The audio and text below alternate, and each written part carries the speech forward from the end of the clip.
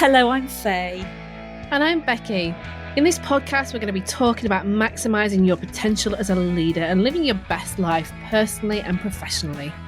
So join us on the M53 for our weekly chats, full of insights and inspiration, and of course, a cuppa and a butty. Faye, it's called a brew.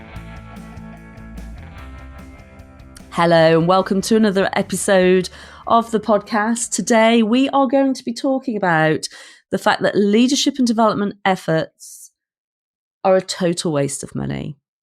Now this comes about because Becki shared an article with me a couple of weeks ago and it vexed me. We got chatting about it and I got vexed, and I might do today again. Let's wait and see. But Becki, do you want to talk a little bit about what the article was? Yes, absolutely. Yeah, you did get vexed. But so, just to put it into the context of how I came across this article. So when I first started my business, Quest for Rest, it's a bit over a year ago now at this point of when we're recording, I wanted to write a leadership development program. And I've been on a number of leadership development training programs. So I had an idea in my head of what I thought would make an effective program, but I didn't really know for sure. So as I always do in these situations, if you've listened to the first episode of the podcast, you know that I love my friend Google. So I turned to Google to see what it said about an effective leadership development program. And I came across a 2020 article from the Harvard Business Review that absolutely blew my tiny mind. And in it, it said that worldwide, $356 billion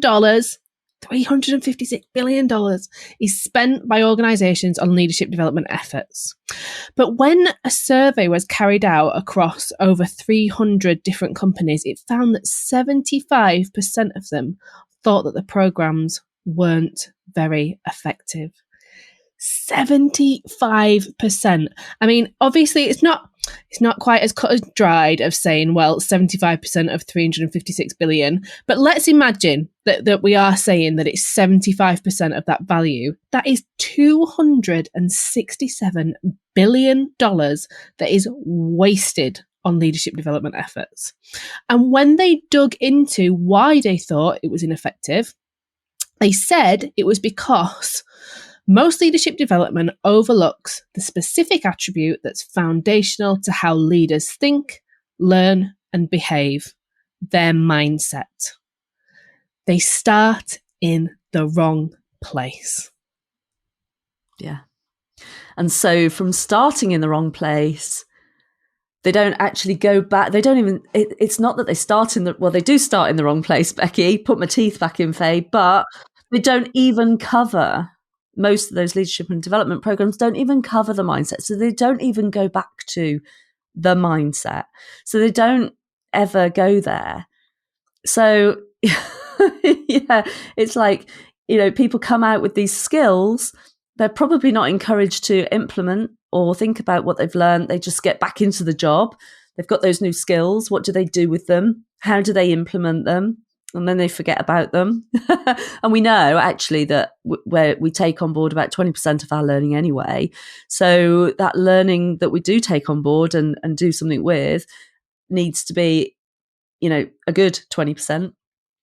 Yeah. So all that money wasted, and it vexes me on so many levels, because I said to Becki, in 1998, when I started my people and workforce development journey with businesses, I was going out to visit my clients, and we had funding for them to spend in the area.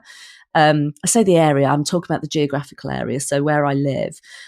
We had funding for businesses in this area to spend on leadership and development and management development and other training and development, as long as it was in line with their business aims and objectives.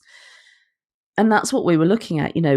Where is the company going? How are they looking at growth? And how are they bringing their people along with them to grow with them, so that those people who are their greatest asset can then put their skills back into the company, and that company can see growth.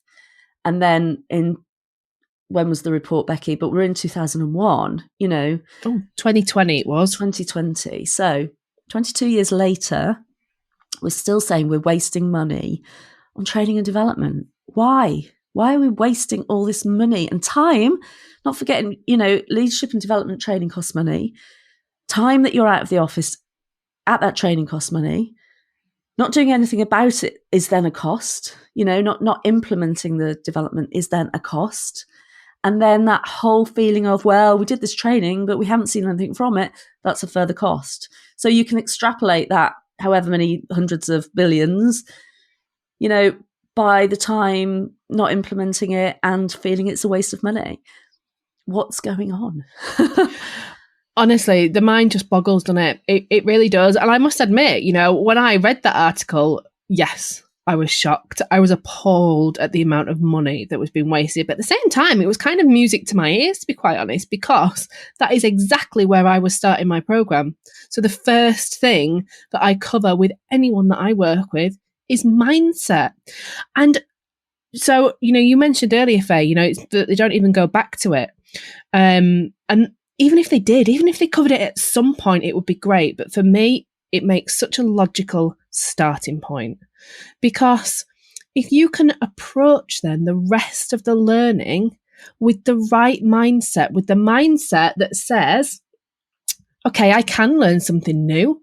I'm not stuck in my old ways. I don't have to keep doing things the way that I've always done them.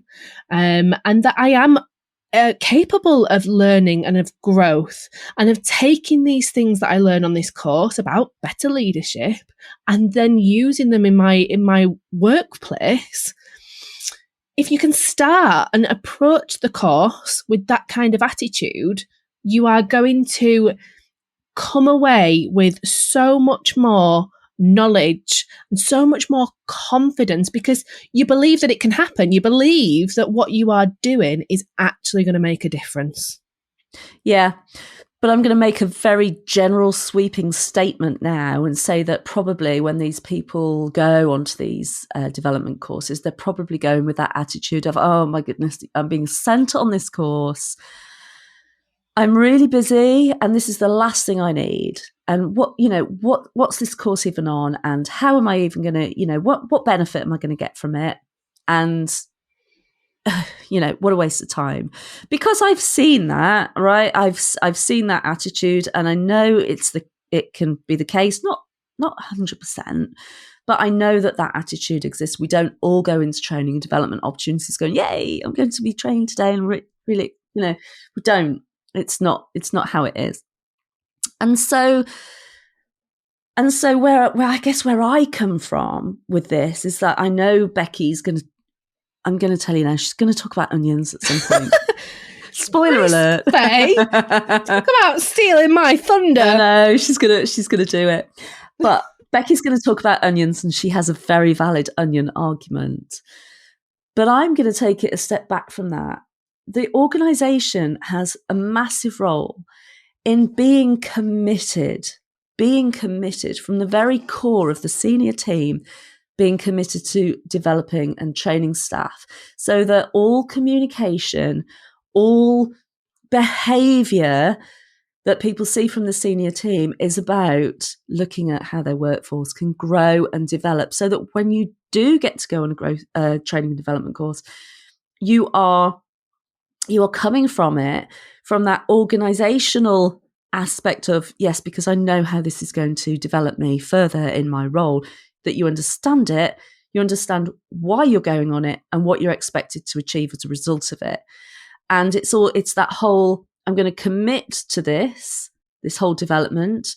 We're going to commit to our people. We're going to plan for what we need. We're going to action what we need. And then we're going to review it after and see if it's worth it, if it's worth the money, how we're implementing it. You know what? If it's not being implemented, rather than saying it's a waste of money, why aren't we implementing it? What have we done wrong? Where have we gone wrong in this process if we spent all this money on development, but it's been a waste? Every development activity should be committed to, planned, actioned, and evaluated. And if somebody's not doing that, then that's a massive waste of money. It might seem like a cost to do that, cost of time, cost of money, but maybe it's somebody's role. But I'm looking at the money that's wasted. 75%. That's too much. It's too much. It is too much. And do you know, Faye, the other thing, before I talk about my onions, the other thing to really bear in mind about organisations, I can remember well going on training and development courses and spending half the time that I was there stressing about the amount of work that was piling up for me during that time that I was away. And I think this is somewhere else where organisations get it really, really wrong. So they tell their staff, here we are, here's this great, and often what companies will pay for the accredited courses. Someone comes away with some kind of qualification from one of the big bodies around leadership and development or leadership and management. But they are not supported then with their time in the workplace, and their workload doesn't reflect the fact that they are spending X amount of days, or, I think when I did mine, the one that I'm thinking of in particular, it ran over 2 years, and I spent sort of 2 days every maybe 2 months out of the office, which is a lot of time. And then all the work and the assignments that I had to do, I did in my own time. But I spent a lot of the time that I was there sort of half listening, and in those 10-minute breaks that you get for a nice biscuit and a wee, checking on my emails and trying to keep on top of the things that were going on. And so that is another place that organisations really need to take into account, that it's all well and good giving these people a nice qualification and a nice shiny certificate at the end of it, but you need to support them as they are doing the training and make sure that they can commit to that course. Yeah. And I think this comes back to something that I've mentioned in previous podcasts. Luckily, I was married, but I didn't have children when I did my management qualification. And I, like you, I took time out of my working day, but I took an afternoon, so from lunchtime, and an evening in my own time. And like you, the assignments pretty much in my own time, although I did use a big work assignment that, project that I was doing at work for one of my big assignments. So that was quite fortunate, really. It just kind of fell that way. But that's not the same for everybody. And yeah, you've got to be able to commit to that in order to do it. And it's why are you doing it? My boss at the time wanted me to do a management qualification because he wanted me to be able to sort of swiftly move into more of a senior management role as project managing at the time. So and I did have staff to look after and contractors to look after, but he wanted me to be able to move more into a senior management role, whether it was with that company or not. He saw the potential in me. So he kept on at me for ages, actually saying, I want you to do a management qualification. I want you to do a management qualification. And actually, this is interesting because as I'm remembering now, he wanted me to do an MVQ, and I did not want to do an MVQ. Not because there's anything wrong with MVQs, but I knew it wasn't my style of learning. So I actually said, I'll meet you halfway. I went and did my own research. I found the qualification that I wanted to do. It was a VRQ. It's CMI delivered at the local college, and that's my preferred style of learning. I like to go somewhere and actually sit in a room and do that whole sort of learning experience. Did not want to do an MVQ at all, and so I said, I'll meet you halfway, and if I can do this, I'm interested. If it's an MVQ, I'm not.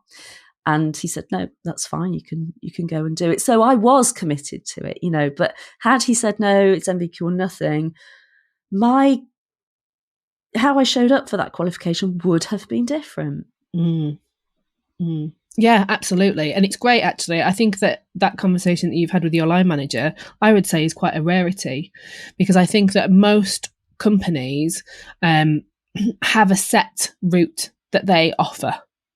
And it's either you do that one or you don't do it at all. So I think that you're really, really lucky there, and hats off to your manager, but also to the organisation that you work for the fact that that's the way that they operate, and they're actually looking at what is best for you as an individual. You're not just a number on the spreadsheet. If that's what, if what I'm hearing is right, if I'm interpreting that right, you were seen as Faye and not just as someone else to bring up through the ranks. Oh, luckily I was. I mean, yeah. We were an organisation that was trying to fly the flag to show how things could operate to other organisations. So we had to be looking at people, and they did. They were great. Yeah. Mm. So I'm finally going to talk about my onions now. After, spoiler alert, Faye's told everyone, here I go. And I'm laughing because you might be able to tell, but we don't rehearse these things.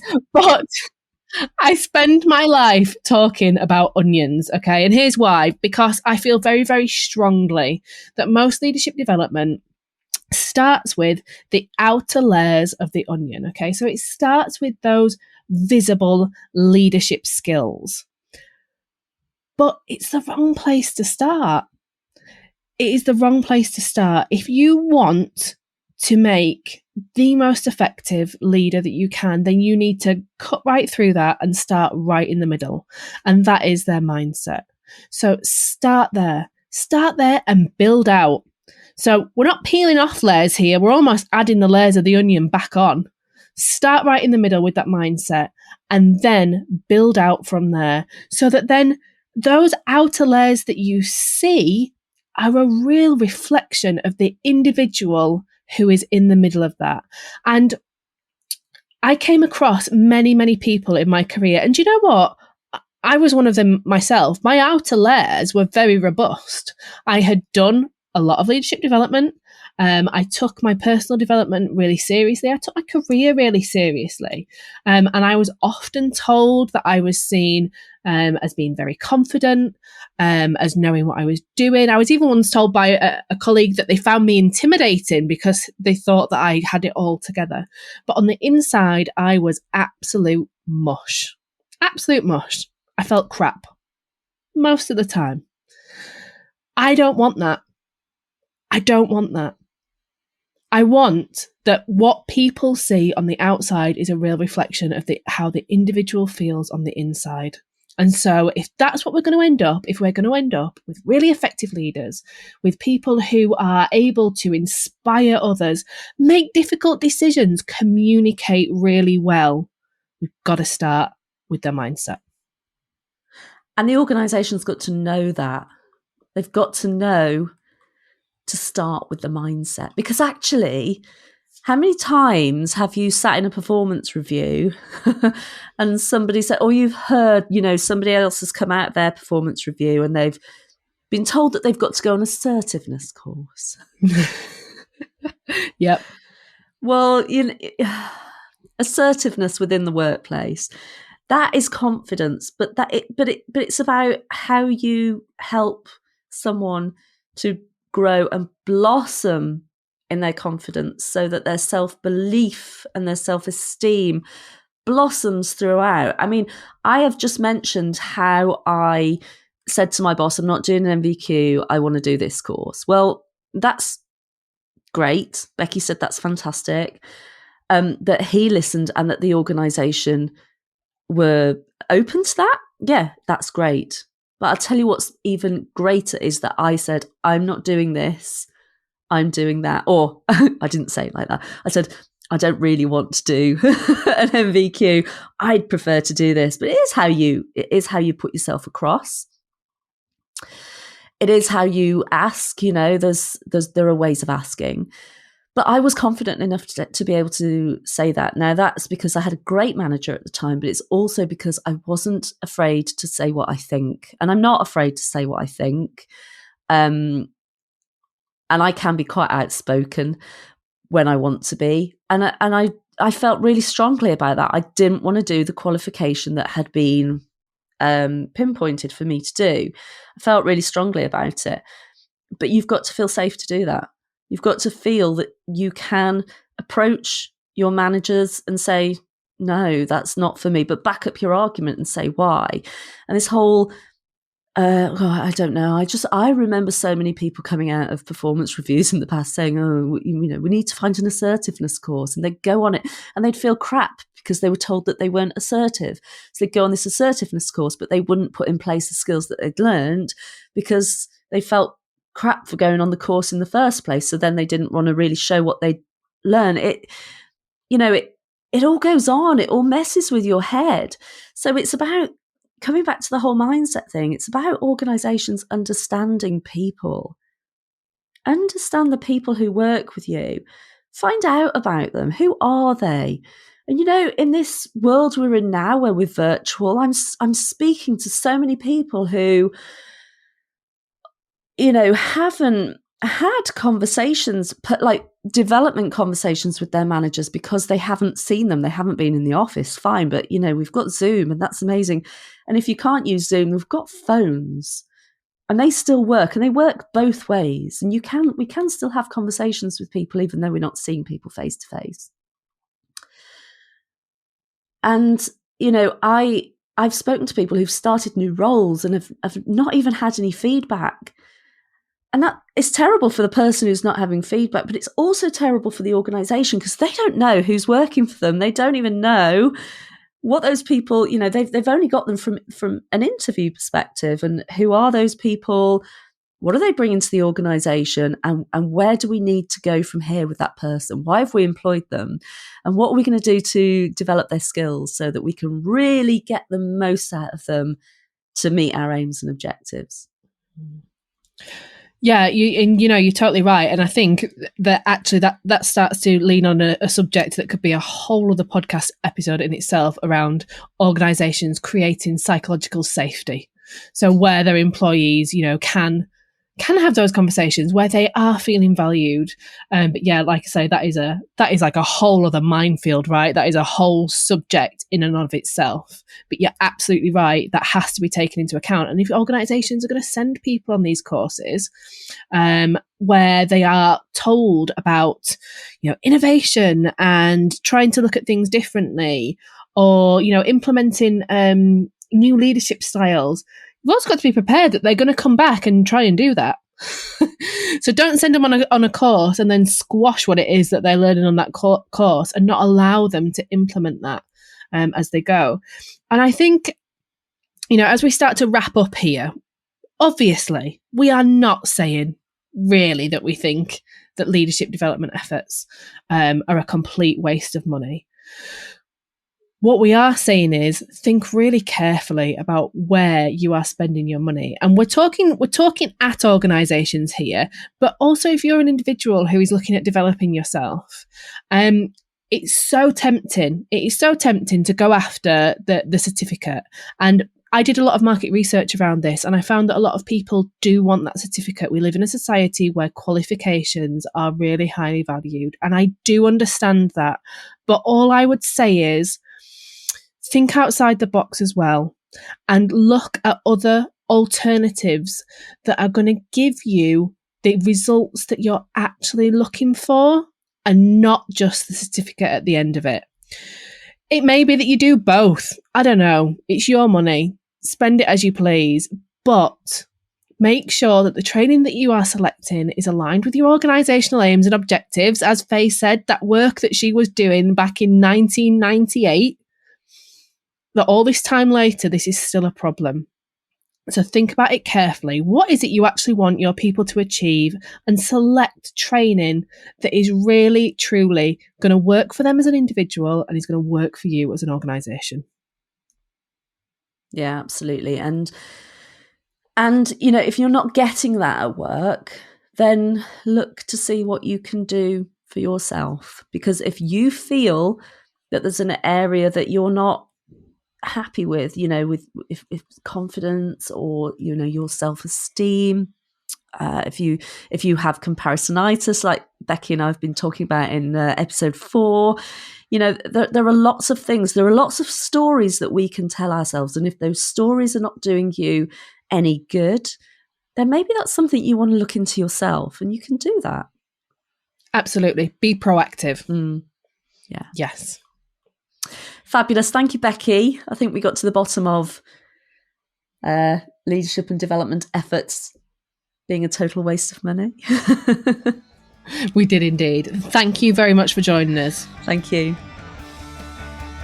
Thank you for listening to Meet Me on the M53. If you'd like to know more, you can see Becki at questforest.co.uk and Faye at fayeblakey.com. Don't forget to subscribe so that you don't miss an episode, and thank you to Wahoo Media for our production. We'll see you next time on the M53. Safe travels.